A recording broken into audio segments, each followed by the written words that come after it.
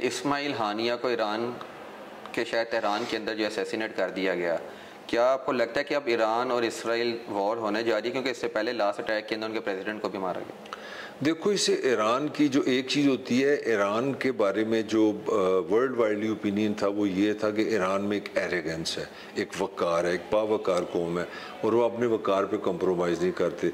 वो मतलब रोने धोने वाले लोग नहीं है। अब इतना बड़ा उन पे दब्बा लग गया है कि यार बंदा तो रहता था कतर में इसराइल क्यों नहीं उसको मार सका, और वो उस जगह मारा गया जो उसका घर था। बिल्कुल। तो ईरान के लिए अब कुछ करना, मैं उस इमेज की बात कर रहा हूँ, बाकी चीज़ें पॉलिटिकल बाद में डिस्कस करेंगे। ईरान का सदर का थोड़े दिन पहले जहाज से गिरना, उससे पहले उनके, आपको याद है, उनका बहुत बड़ा कासम, एक बहुत बड़ा जर्नल था, उसको उन्होंने मारा, एयर अटैक से मारा। फिर उन्होंने कहा कि आपने हमारी एम्बेसी पे हमला किया था, किसी एक मुल्क में, सीरिया में किया था, तो एम्बेसी ईरान होता है। तो अब इतनी ज़्यादा ईरान पे प्रेशर आ गया कि ईरान को कुछ ना कुछ अग्रेशन का जवाब अग्रेशन में देना पड़ेगा। और सिंपली वो क्या होगा कि Iran has to attack Israel को, उसकी अटैक करेगा। अब जब इसराइल पे अटैक होगा, मैं इस हाइपोथेटिकल बात करूँगा, तो फिर इसराइल अपनी वीकनेस अफोर्ड नहीं कर सकता। अब इसराइल की 70-75 साल से ये पॉलिसी है कि मुसलमानों के पास, ये जो इस रीजन के पास, किसी के पास वो मिलिट्री माइट नहीं है कि वो हमें डैमेज कर सके। तो इसका मतलब है कि ये रीजन इस वक्त जितना हार्ड हो सकता है ये हो गया, क्योंकि ईरान का सबसे बड़ा मसला बन गया स्पिरिचुअल।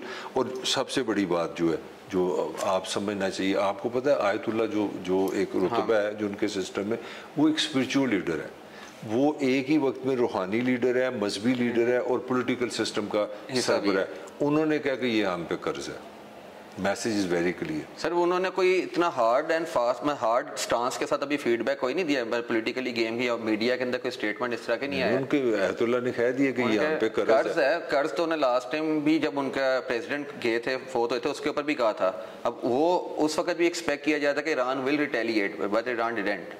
अभी दूसरा सबसे मेन लीडर उनका मारा गया है और इसके ऊपर उन्होंने डायरेक्टली कहा है कि इसराइल ने एयर अटैक असैसिनेट किया है। तो अब आपको क्या लगता है कि जैसे कोई होता है ना कि पहले ईरान ने किया तो within a week Israel ने अटैक बैक किया, तो अब आप किस तरह देखते हैं कि उसको किस तरह? अब तो मेरे ख्याल में ना, इस वाक़े के बाद ईरान और इसराइल बिल्कुल आमने सामने। It is no more Gaza और फ़लस्तीनी versus Israel. It is no more, है वो भी है, मगर अब ये जो पहले थी ना हमास वर्सेस इसराइल, अब ये सीधी हो गई है ईरान वर्सेस। सर, इसका इंटरनेशनल पॉलिटिक्स के अंदर या इंटरनेशनल जो कंट्रीज है जो सपोर्ट करते हैं इसराइल को, उधर भी बहुत ज़्यादा जो है फ़लस्तीन के अंदर किलिंग के अंदर भी काफ़ी एक तनाव पाया जाता है। अब इसके बाद अगर ये जंग भी स्टार्ट हो जाती है ईरान और इसराइल की, तो उसके ऊपर उनकी स्टैंडिंग क्या होगी अपनी आवाम के आगे, और इसराइल के साथ वो किस तरह सपोर्ट करेंगे, और ईरान के साथ आपको कौन सपोर्ट करता नजर आ रहा है? देखिए, ईरान के साथ तो देखो, जिसने अमेरिका के साथ जाना है, जिसने वेस्ट के साथ जाना, वो तो सपोर्ट नहीं कर सकेगा। बल्कि कोई समझदार बंदा तुम्हारे साथ है। मैंने कहा यार हमारे वज़ीर आज़म साहब ने गए, उसने कहा वो इतना बेवकूफ़ नहीं है कि सारी दुनिया को बताएं हम किसके साथ है। तो इसमें भी एक मैसेज है। फिर ये भी एक अजीब बात है ना, जब ईरान का सदर पाकिस्तान आया था तो मेरा हाल the way he was welcomed, the way he was see offed, वो भी कोई पाकिस्तान का हेड नहीं किया।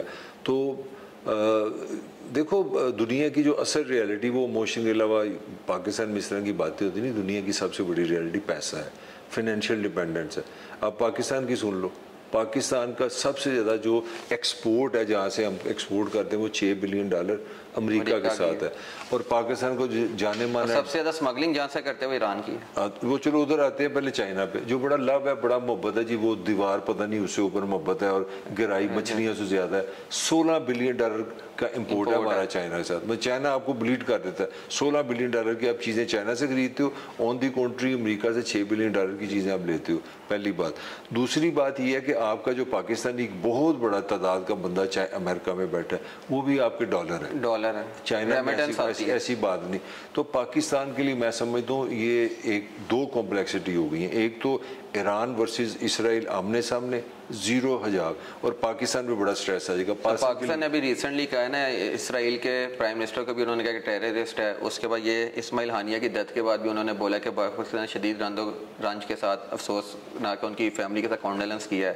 तो अब आपको क्या लगता है कि पाकिस्तान किस पोजीशन पर खड़ा है इसराइल और ईरान के बीच? देखो, ये भी हम लोगों को समझना चाहिए।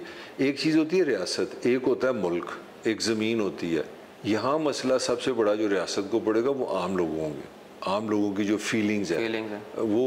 अब यहाँ के तो लोग बड़े रिएक्शनरी हैं। यहाँ तो मतलब जो भी दुनिया में वाक़यात होते हैं उसमें इमोशन में पाकिस्तानी बहुत आगे होते हैं। तो मुझे लगता है, मेरा ख्याल है कि पाकिस्तानी रियासत वो नीवी वो पोली गेम ही खेल लेगी, इतना की नहीं आएगी। सही है।